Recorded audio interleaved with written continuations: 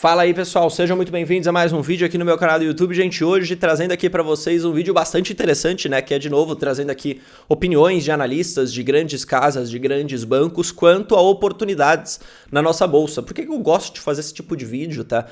Porque é muito bom entender o que os analistas, o que o mercado está pensando, tá? Porque isso pode servir como o viés da oportunidade pra gente, né? Tentar entender um pouco a análise deles, ver se está fazendo sentido, ver se às vezes eles estão pessimistas no curto prazo, mas que esse pessimismo pode ser simplesmente de mês para frente, trimestre para frente, que na estratégia previdenciária não vai mudar nada, ou ver também se eles estão muito otimistas com algum setor, com alguma empresa específica, que também pode te ajudar na sua análise, pode corroborar com informações, ou pode te mostrar que às vezes esse otimismo não faz sentido, não vale a pena. Enfim, eu não faço esse tipo de vídeo aqui para você e pra gente copiar o que os analistas estão falando ou fazer exatamente o que eles estão fazendo. Não é isso. Eu sempre preguei aqui no canal que a gente tivesse sempre uma racionalidade na nossa estratégia que a gente definiu, mas que a gente usasse as informações disponíveis no mercado, sejam dados, sejam análises, sejam opiniões diversas de outras pessoas, para compor as nossas informações, para a gente conseguir tomar decisões cada vez melhores. E é exatamente isso que eu faço.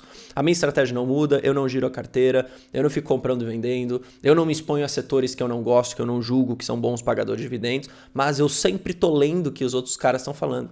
Então, às vezes, eu leio o que um analista fala mal das empresas que eu tenho, por exemplo. Por quê? Porque é mais uma forma de eu conseguir entender se a minha tese é forte.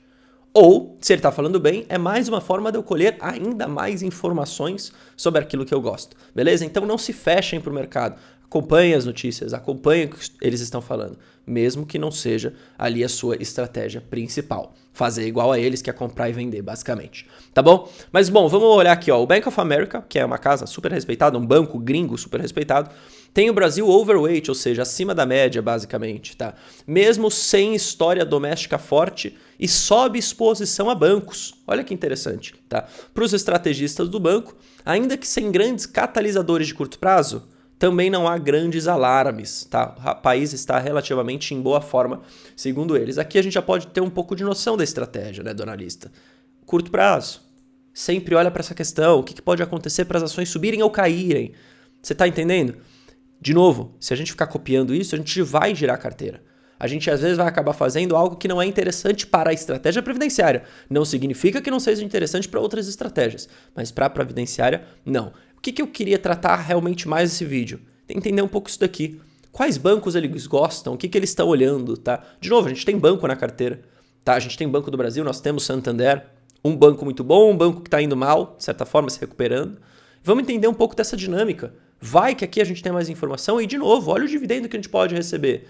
Olha o Santander, essa recuperação, o dividendo pode melhorar. Banco do Brasil já com resultado forte. Entendeu? Então vamos acompanhar, vamos ver. Veja, o Bank of America reiterou em relatório de estratégia para a América Latina posição overweight, ou seja, acima aí da média, tendo como referência o MSCI Latam. Okay? Para a equipe de estrategista do banco, o Brasil carece de uma história doméstica forte. Na verdade, não é que ele carece, sempre careceu, né? O Brasil sempre foi assim, se você for olhar para essas recomendações de curto prazo. Nunca foi tão ruim, mas nunca foi tão bom assim. Por outro lado, as finanças públicas, as projeções de crescimento, as contas externas e o câmbio estão relativamente em boa forma, enquanto o valuation das ações está atrativo. Tá? E de novo, isso é verdade. Eu vou até trazer um vídeo aqui para vocês aí ao longo dos próximos dias, onde a gente vai discutir especialmente sobre esse ponto, né? O quão está atrativo em termos de múltiplos a bolsa. Isso significa que necessariamente você vai comprar tudo? Não. Porque às vezes você pode ter um valuation atrativo, mas um preço teto que não tem margem de segurança. E vice-versa. Às vezes você pode ter um valuation que não é tão atrativo assim em termos de múltiplo, mas um preço teto que apresenta segurança. O que você tem que usar como principal na estratégia previdenciária? O preço teto. Então, às vezes, até você, entre aspas, aceita pagar um valuation mais caro, se você puder chamar assim, porque o seu preço teto mantém margem de segurança. E que, portanto, o dividendo que você vai receber é bom. Mas o fato é o seguinte, como grande parte dos fundos, dos investidores estrangeiros, dos investidores táticos, eles se baseiam por valuation e não preço teto, que são métricas diferentes, estar atrativo é bastante interessante para a gente entender que as ações, em algum momento, podem voltar a subir. as ações em algum momento podem voltar a receber fluxo de capital estrangeiro, como aconteceu do final do ano passado até mais ou menos o começo desse ano, e agora a gente vê, na verdade, uma saída de fluxo estrangeiro. Expliquei bastante isso, gente, na live que eu fiz para membros, que eu faço 2 vezes por semana aqui para membros do canal. Então, se você quiser fazer parte disso, dá uma testada, vê aí como funciona. 70 centavos por dia, não tem fidelidade. Testa, se você não gostar, você cancela. Clica no botão Seja Membro ou no primeiro link que está na descrição. E mais do que isso, o valuation atrativo, o lucro chegou ao piso. Ou seja, as projeções de lucro por ação, ou seja, as empresas lucrando, está aumentando. Então você tem aqui um componente onde o valuation atrativo, de certa forma, as empresas estão baratas, está falando aqui, e uma projeção de lucro está aumentando. Ou seja, seria o melhor dos cenários, né? Uma empresa que está lucrando mais e que está pagando menos por isso. Tá? De novo, em algum momento deve voltar a receber forte fluxo de capital.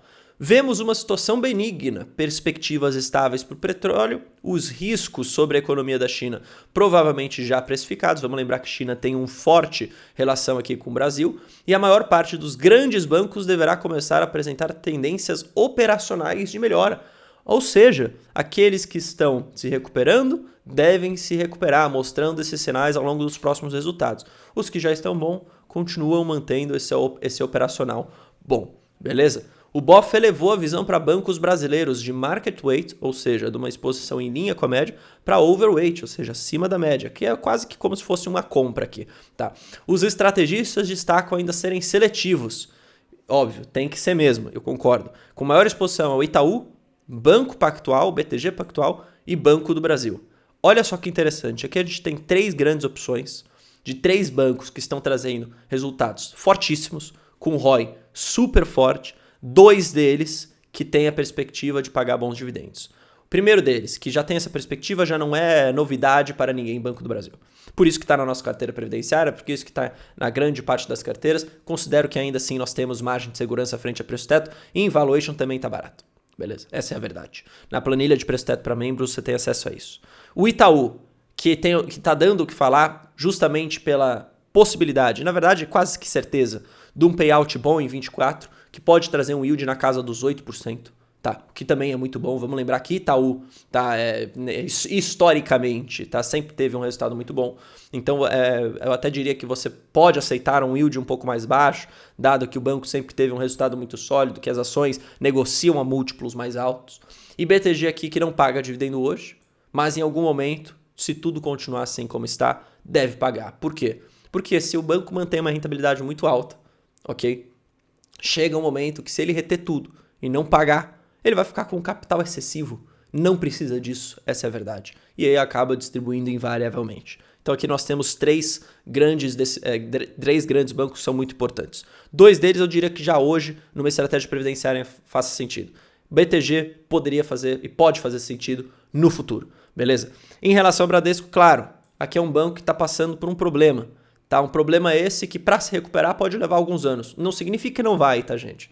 Nunca falei isso. Não significa que não vai se recuperar. Pode demorar mais. Aí eu sempre gosto de entender o que vale a pena. Se você quer pagar e comprar Bradesco hoje, que apresenta um múltiplo que, para ser bem sincero, não está tão descontado assim, essa é a minha opinião. Frente a preço-teto também não tem tanta margem de segurança assim. Ou se você já quer comprar algo que te dê bons dividendos, ou que tem uma perspectiva de te dar, que é o caso do Banco do Brasil e Itaú. Tá? Eu prefiro ficar aqui em BB e, se eu fosse colocar um novo banco, pensar em Itaú. Beleza? Olha que interessante que os analistas falam. Eles também gostam das financeiras não bancárias, como é o caso aqui da XP e da B3. B3 é importante dizer. Pagaria dividendos, sim, mas precisa de volume. Precisa voltar a ser atrativo para investidores em geral investirem em ações. O cenário está mostrando que é atrativo, mas a gente ainda está vendo fuga de capital estrangeiro e tudo mais. Então, a não ser que esse volume volte a crescer e se permaneça estável, a gente ainda pode ver um pouco de retração nos resultados de B3. E XP, de novo, aqui é uma outra dinâmica. Eu diria que é mais como se fosse num estilo que também não vai pagar tanto dividendo hoje, mas que pode pagar. Mas, para ser bem sincero, entre XP e BTG, eu iria de BTG claramente. Beleza? Veja, outros setores apontados como atrativos e utilities. Aqui a gente vê setores públicos, especialmente aqui o caso das elétricas. tá? Acho que eu chamo a atenção para isso. Aqui eles colocam Elet e Energisa, mas pô, outras empresas também estou achando tão atrativas, como algumas transmissoras, algumas outras geradoras. Ele coloca aqui o caso de Sabesp, mas, de novo, para uma estratégia previdenciária, acho que a gente não pode esperar tanto dividendo assim. Beleza? Bom, acho que foi interessante saber isso. Nada muito novo, né? A gente já estava com essa opinião, a gente já estava com essa visão, mas bom saber que os analistas aqui estão reiterando preferências boas em elétricas, bancos, mostrando que tem aí bom espaço para o ano, que é realmente o que a gente tem na carteira e vai ser muito bom que o dividendo melhore. A gente se vê no próximo vídeo, um forte abraço, valeu, falou, até mais.